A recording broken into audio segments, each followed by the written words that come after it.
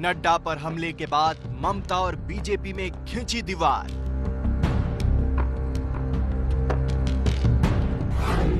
बंगाल के सचिव और डीजीपी ने दिल्ली आने से किया इनकार। बंगाल में बदलाव की लड़ाई बदलापुर तक आई।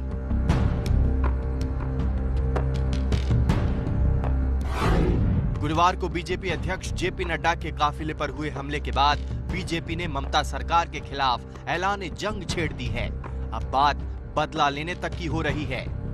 बंगाल बीजेपी अध्यक्ष दिलीप घोष ने तो ममता सरकार को बदले की धमकी देते हुए सूद समेत लौटाने की बात तक कह दी है। दिलीप घोष ने सोशल मीडिया पर बंगाली में एक पोस्ट शेयर करते हुए कहा, मैं कह रहा हूं मारिए, उतना ही मारिए जितना कि आप लोग बाद में हजम कर सकते हैं। लाल डायरी में सब कुछ लिख कर रख रहा हूं, सूद समेत वापस दे देंगे, बदला होगा बदला भी लेंगे। एक तरफ बीजेपी हमले का जवाब हमले से देने की बात कर रही है, तो दूसरी तरफ बीजेपी ममता सरकार को अपराधियों की सरकार बता रही है। पश्चिम बंगाल को अराजकता, हिंसा के अंदर झोंक दिया गया है।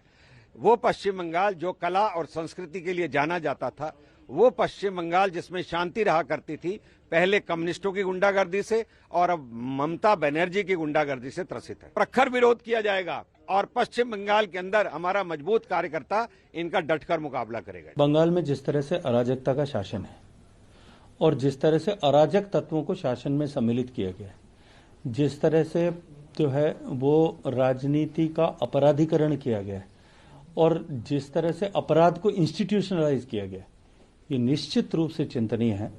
आज तो महामहिम राज्यपाल ने भी अपनी चिंता व्यक्त की है। उन्होंने कहा कि ये स्टेट ऑफ लॉलेसनेस जैसी स्थिति यहाँ हो गई है, संवैधानिक जो है मर्यादाओं को तार तार किया गया है। बीजेपी के उलट ममता बनर्जी ने इन हमलों के पीछे बीजेपी पर ही सवाल उठा दिए हैं।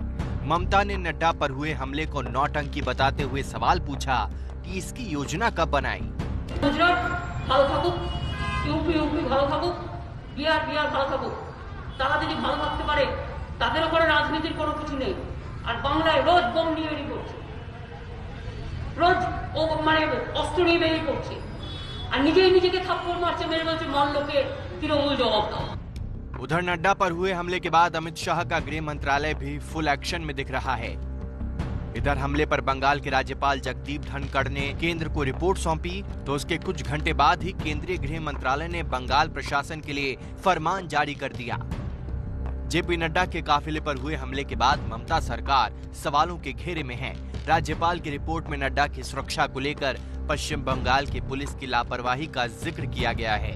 साथ ही ममता सरकार की भूमिका पर भी सवाल उठाए गए हैं। ये जो सरकारी तंत्र है, police and administration, they are acting like political workers. They are acting not only as political workers, acting as frontline political workers.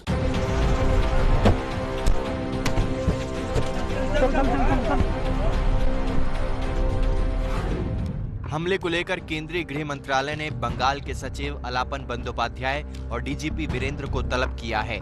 दोनों को दिल्ली आने को कहा गया है। सूत्रों के मुताबिक दोनों के खिलाफ सख्त कार्रवाई हो सकती है। गृह मंत्रालय से जारी नोटिस पर ममता सरकार की तरफ से गृह मंत्रालय को जवाब दिया गया। बंगाल के मुख्य सचिव ने केंद्रीय गृह सचिव को पत्र लिखा। पश्चिम बंगाल के अधिकारियों को 14 दिसंबर की बैठक में भाग लेने से छूट दी जाए, क्योंकि 10 दिसंबर की घटना में कार्रवाई की जा रही है। जेपी नड्डा को पूरी सुरक्षा दी गई थी। नड्डा के काफिले के बाद बंगाल पुलिस ने 3 एफआईआर दर्ज की है, जबकि 7 लोगों को गिरफ्तार किया है। पत्थरबाजी के मामले में भी अज्ञात लोगों के खिलाफ 2 एफआईआर दर्ज हुई है। साथ ही एक एफआईआर भीड़ को भड़काने के लिए बीजेपी नेता राकेश सिंह के खिलाफ दर्ज की है। 7 लोग ने इतनी हिम्मत कर ली कि इतना बड़ा 200 लोगों की बाइक चल रहा है, उसके पीछे जेपी नड्डा जी के इतने बड़े सिक्योरिटी चल रहे हैं, ये सारे बड़े बड़े लोग हैं, तो और किसी की हिम्मत नहीं हुई। तो 7 लोग की हिम्मत हो गई एक साथ इतना कुछ करने का। सिर्फ 7 ही लोग हैं वहां पे, तो इतना आसान है। हाँ, उनको क्या लगा हम बुद्धू बने बैठे हैं। सात लोगों का नाम ठिकाना चाहिए, उनके बाबा परदादा का भी नाम ठिकाना चाहिए। बंगाल में 2021 में चुनाव है।